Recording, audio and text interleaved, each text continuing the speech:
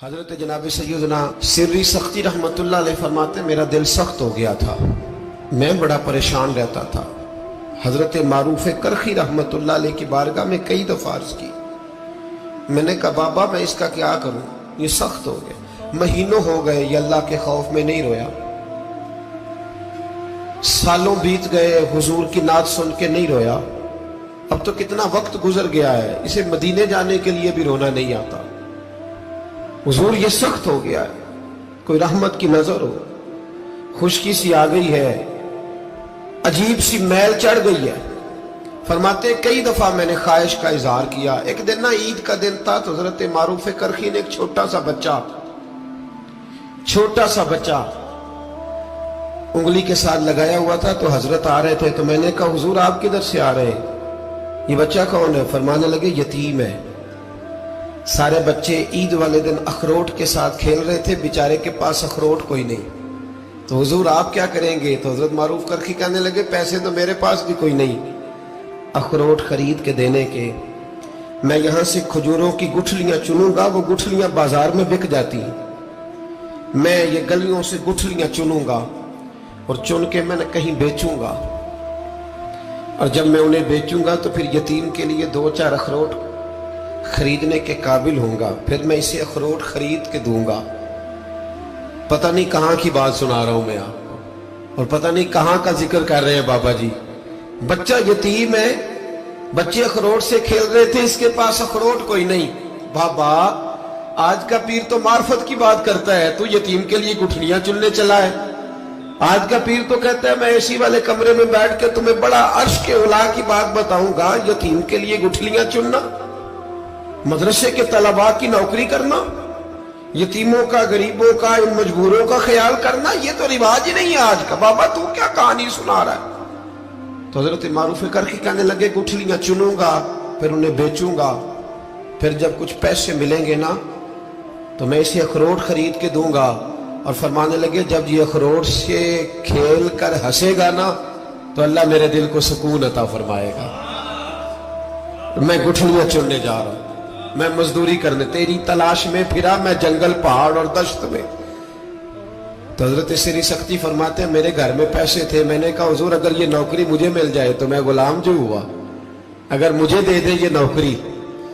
تو میں نہ کر لوں؟ فرمانے لگے تو کر لے۔ فرماتے میں اس یتیم کو پہلے گھر لے گیا، وہاں سے میں نے پیسے لیے، پھر بازار لے گیا، کپڑے خریدے، اس کے لیے ٹوپی خریدی، پھر میں نے اسے 2 کھجوریں کھلائیں، پھر اخروٹ خرید کے دیے۔ حضرت سیدنا معروف کرخی کہتے ہیں اس کو میں نے چیزیں دے کے نا، وہ بچہ تھا، بچے ہی ہوتے ہیں، میں نے جب اسے اخروٹ دیے تو وہ دوڑنے لگا، میں بھی ہلکا ہلکا پیچھے چلنے لگا۔ فرماتے ہیں وہ جا کے بچوں کے گروہ میں مل گیا، وہاں درجنوں 20 بچے کھیل رہے تھے، وہ مل گیا، وہ کھیلتا رہا۔ آپ فرماتے ہیں لوگوں اس دن میرے رب نے میرے دل کو اپنے قرب کی لذت بھی عطا کی،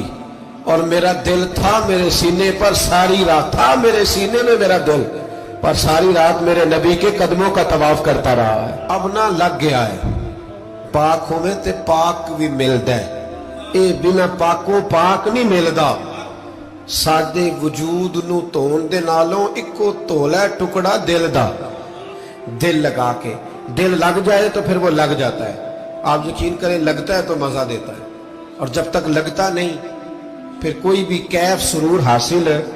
امام زین العابدین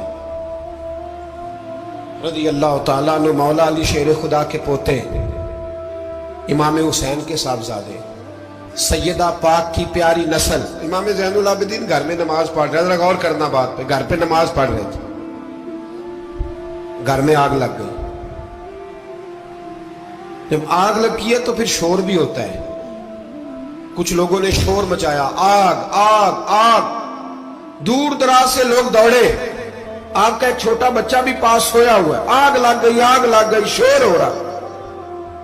دور دراز سے لوگ پانی لے کے دوڑ رہے ہیں، آگ بجھائی جا رہی، امام صاحب نماز پڑھ رہے ہیں۔ حکم ہے کہ ایسی ایمرجنسی دیکھو تو نماز توڑ دو، پر اس کے لیے جو دیکھے ہی نہ، جسے سوجے ہی نہ ہو کیا رہا۔ امام زین العابدین پڑھتے رہے،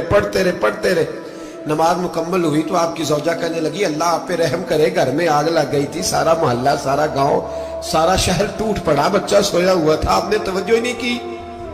تو آپ فرمانے لگے ہلکی سی بن بناہٹ ہوئی تھی میرے کانوں میں، پر میں اللہ کی نماز پڑھ رہا تھا، پر میں اپنے رب کی، میں اس کی نماز پڑھ رہا تھا، تیرے عشق کی انتہا چاہتا، تیرے عشق کی انتہا چاہتا، تیرے عشق کی انتہا چاہتا، میری سادگی دیکھ کیا چاہتا ہوں، ذرا سا تو دل ہے مگر شوخ اتنا، وہی لن ترانی سنا چاہتا ہوں، مجھے کیا خبر ادھر کیا ہو رہا، ادھر میں تو اس کے ساتھ میرا تعلق تھا، میں تو اللہ کی بارگاہ میں حاضر تھا، مجھے کیا پتا۔ بی بی کہنے لگی آگ لگ گئی تھی، تو فرمانے لگے بھلی مانس چپ کر، تم دنیا کی آگ بجھا رہے تھے، میں جہنم کی آگ بجھا رہا تھا، تم لوگ اپنے شور میں تھے تو میں اپنے ذائقے میں۔ الذین هم فی صلاتہم خاشعون، فرمایا یہ لوگ اپنی نمازوں میں عاجزی کر، دل لگا کے کرتے ہیں جو کرتے ہیں۔ وہ بڑی خوبصورت مثال ہے، حضرت رومی نے لکھی ہے، بڑی مشہور بھی ہے۔ ایک نمازی نماز پڑھ رہا تھا، میری طرح کا نمازی، مجنوں اس کے آگے سے گزر گیا، لیلا کے گھر جا رہا،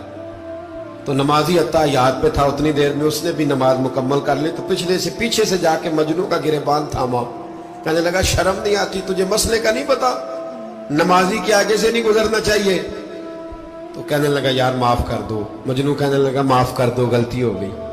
حالانکہ شہزادہ تھا، پر معافیاں کیوں مانگ رہا ہے؟ اس لیے کہ کسی سے دل جو لگ گیا ہے، عاجزی آ گئی، ان کے چل یار معاف کر دے، تیری مہربانی، نمازی ناراض نہ ہو جائے، نمازی بڑے ڈاڈے ہوتے ہیں، کئی دفعہ بڑے سخت ہوتے ہیں، نمازی تھا بڑا پکا، تو وہ کہنے لگا نہیں، نماز خراب کر دی تو نے، تجھے پتہ نہیں آگے سے نہیں گزرنا چاہیے، اور ویسے بھی زمانے کا رواج ہے، جو معافی مانگ لے لوگ سمجھتے ہیں بزدل ہے، یہ بھی بڑا مسئلہ ہے، آپ تھوڑا سا کہہ دیں کہ جب دیکھی جائے گی جو ہوگی، لوگ سمجھتے ہیں نہیں ہے دم کم، معافی مانگ لے سامنے والا بگڑ جاتا ہے، الا ماشاءاللہ، لیکن اس کا مطلب یہ نہیں کہ ہم معذرت کرنی چھوڑ دیں، وہ اگر بری عادت پہ ہے تو ہم نے اپنی اچھی عادت کو قائم رکھنا ہے، تو کہا جناب معاف کر دے، تو نمازی کہنے لگا نہیں تجھے عقل نہیں ہے، نمازی کے آگے سے نہیں گزرنا چاہیے۔ پھر مجنوں نے بڑی بات کر دی، پھر ایک عاشق نے عاشقوں والا جملہ بولا، پھر ایک محبت کرنے والے نے بڑی بات کی، کہنے لگا یار نمازی میں تو معافی مانگ رہا ہوں تو نہیں دے رہا، چل ایک سوال کا جواب ہی دے دے کہ میں تو عورت کے عشق میں جا رہا تھا، مجھے تو نظر نہیں آیا کہ تو نماز پڑھ رہا ہے، میں تو بی بی کے عشق میں تھا، مجھے تو نظر نہیں آیا، تو بتا تو رب کے عشق میں تھا، تو مجھے کیسے دیکھ رہا تھا، میں تجھے کیسے نظر آیا، حالانکہ تو اللہ کے عشق میں کھڑا تھا، مالک حقیقی کی محبت میں تیری میرے اوپر نظر کیسے پڑ گئی، میں تو عورت کے عشق میں تھا۔ اب نمازی صاحب شرمندہ ہو گئے، مجنوں کہنے لگا آج کے بعد جب رب کی بارگاہ میں کھڑے ہونا نا تو والذین آمنوا اشد حبا للہ، پھر نماز کے لیے نہیں، اس کے پیار میں بھی کھڑے ہونا، دل لگا کے۔